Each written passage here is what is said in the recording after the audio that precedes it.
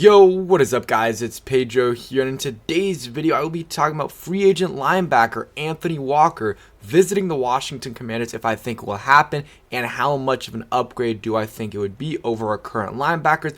I'll also talk about Magic Johnson possibly being a part owner of the Washington Commanders. So if you guys are new, make sure to subscribe for Washington and NFL content, also hit that like button and that notification bell as well. All three of those things help out a ton. So it was reported earlier today by Adam Schefter that Anthony Walker, a free agent linebacker, is visiting with the Washington Commanders. Obviously, the Washington Commanders need linebacker help badly. They have Jamin Davis, who, is a young player who had a solid season last year, definitely a big jump from his rookie year. And then you got Cody Barton, who is on a one-year prove-it deal. You lost Cole Holcomb, and the rest are just nobodies like David Mayo. And, I mean, he's obviously in the NFL. He's very talented in terms of making it to the NFL. He's a special teams player, and he should be on an NFL roster as a special teams player. He should not be starting games like he did last year. Same thing with Bostic, and even Khalil Hudson. He's more talented than those other two guys. But at this point, I just don't see him, much more than a special teams player and a situational guy that can play a few snaps. They need someone that's proven, and Anthony Walker is a proven linebacker, and I would really like if they signed him because there's not many great options out there. Bobby Wagner's a good one, but besides that, not many options. They're trying to get Drew Tranquil, but I can't remember who signed him, but someone did sign him, and just because we didn't want to pay that much money. But Browns fans absolutely love Anthony Walker. This was, some stats from him. Let me just pause this. They said in 16 games, 119 total tackles, 10.9% miss, which is not amazing, but solid. 44 run stops, 0 touchdowns allowed in coverage. And when there's a huge drop-off the second a player leaves the field, you should keep them around. And a lot of Browns players, or not players, but fans in the comments were saying, we're kind of agreeing with this take, saying the Browns' run defense went downhill when he got hurt, and he's a team leader as well. And they said not to mention his leadership and ability to get guys lined up correctly. When he's had the green dot, the D was rarely misaligned or confused. His presence brings more than just the production. So a lot of really good things from the Browns fans on Anthony Walker, and it seems like they're still trying to get him re-signed. So the Commanders will have some competition, but the edge they have is, well, he's in the building right now. So pay him and tell him he's going to get snaps. And yeah, this would definitely help out the Washington Commanders linebacker depth. And as much as I like Cole Holcomb, I'll take Anthony Walker, Jamin Davis, and Cody Barton over our linebacking core last year, because I think Anthony Walker is comparable to what Cole Holcomb is. You could argue, some people argue Holcomb's better, some people argue Anthony Walker is better, but then what you can't argue is Cody Barton is much better than the depth we've had in the past. And he might not just be depth, he's going to be playing, but he's much better than David Mayo, much better than Bostic and Khalil Hudson. It's not saying a lot, but he's much better than those guys, and it's going to make it so those guys aren't seeing the field as much. So the linebacking core will be upgraded, and I think Cody Barton, depending on how well he plays, because I think there's a solid range there where he could play, not great to above average, and because he is still young, I think he has some potential. Just had a career year. Your linebacking core could be significantly improved. Some stats on him. So I believe he's 27 years old. Was drafted by the Colts, played his whole rookie contract out there, I believe, unless he was a first-round pick, and, played solid for them. Had 2 seasons of over 100 tackles, had 92 tackles in 2020, and in 2021 with the Browns had over 100 tackles in 13 games, so missed 4 games, and, yeah, was pretty solid over his, 6-year career. He has 3 interceptions, so not a ton. Also doesn't have a ton of sacks either, 4.5 sacks. But overall, he's solid against the run and apparently good in coverage. So that's something the Commanders need, and he would definitely be an upgrade over what we have right now. And I wouldn't feel amazing about our linebackers, but I would feel okay with Anthony Walker, Jamin Davis, and Cody Barton. And you pretty much know what you're going to get from Anthony Walker. Solid linebacker play, Could be a little bit worse than that. Could be a little bit better depending on how he fits with this scheme. But then with Jamin Davis, if he really improves from second to third year, your linebacking core could get even better. And same thing with Cody Barton. So kind of excited to see that. I guess we'll get to the Magic Johnson thing in a little bit. Anthony Walker, just some more stats. This is PFF, so you got to take it with a grain of salt. This year, he didn't play much. And that's one thing I didn't talk about. Kind of struggled with injuries the last couple of years. I think he had a season-ending quad injury this year. Only played in 3 games. The year before missed 4 games, looked like it. And 2019 to 2020 played all those games. Missed 1 game in 2018, and then 6 games in 2017. So not a bunch of injury issues, but some. He missed basically all of this year, some of last year, and then a decent amount of his rookie year, unless he was just inactive. That could have been something too, because he had 22 tackles. So it could have definitely just been he was inactive for some of those games.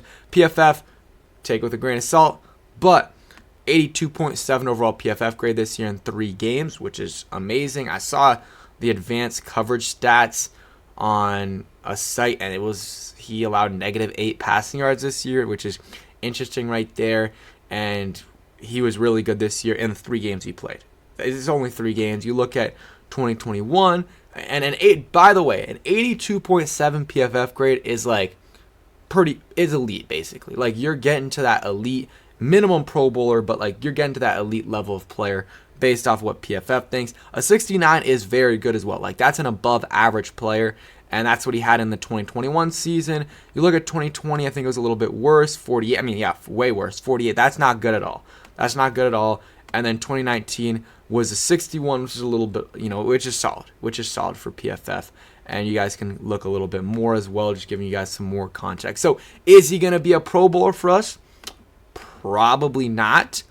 But, yeah, I guess he didn't play in 2016. Yeah, is he going to be a Pro Bowler for us? Probably not. But I think he'll be a pretty solid player for us, and he's a leader. He's going to help out these, young guys like Jamin Davis and even Cody Barton, who's not super young, but he's only been in the league for 4 years. And Anthony Walker's been in the league for, 6 years? This is going to be his 7th, and he's been with 2 different teams.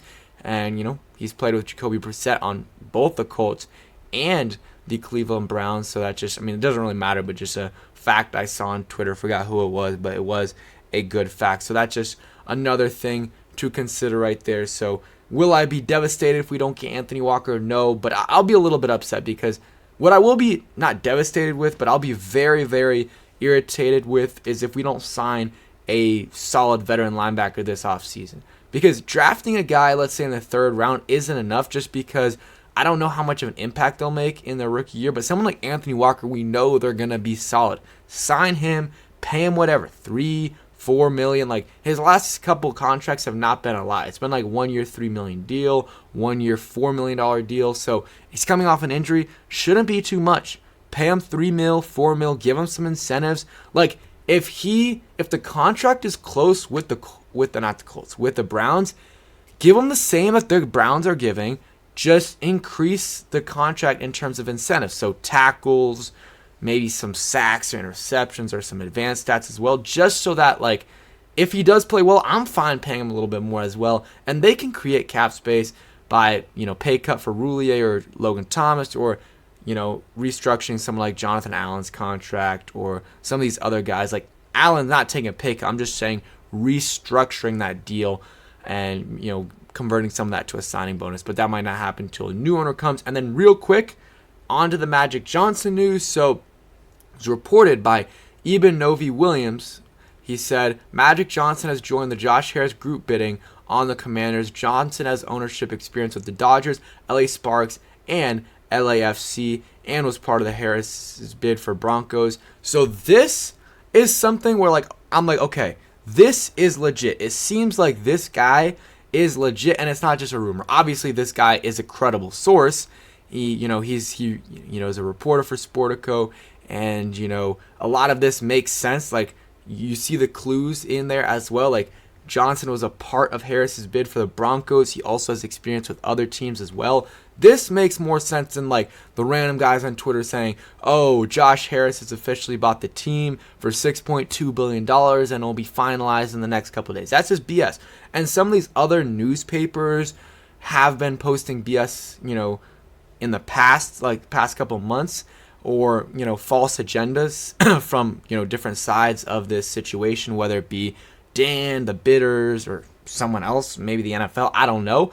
But this seems credible, and hey, I wouldn't mind Magic Johnson. He's a public figure and would bring a little bit more maybe attention. I don't know, but it'd be interesting to see him there. Obviously, he's not going to be the main owner, but would be a part of the group, bidding group, and it would be him, Rails, or whatever his name is, the radio guy, and then Josh Harris. I think that's a solid group. I really think that is a solid group. And getting Magic, and I saw someone tweet, he was a terrible GM. Who cares?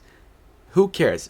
He's not. First off, he was in the NBA, not in the NFL. Second off, if he buys a team, he's buying the team, or not. If he's buying part of the team, that's it. He's not going to be involved in any personnel decisions. Like the Dodgers, he doesn't do stuff like that. Same thing with the Sparks and other teams as well. So I like this. I like this, bringing Magic Johnson into the mix, and he'll be a little bit more of a figure here, bring more attention, and I doubt it has anything players will care that much, but maybe they will a little bit. Maybe some players will be, hey, Magic's an owner. That seems like an interesting landing spot for me. I don't know, but just thought I would share that with you guys. And yeah, that's it for today's video. Ownership stuff should be wrapping up in the next week or two. We'll see. And yeah, just be careful what you believe on Twitter unless it's a reliable source. So yeah, thanks for watching. Hope you guys enjoy it, and peace.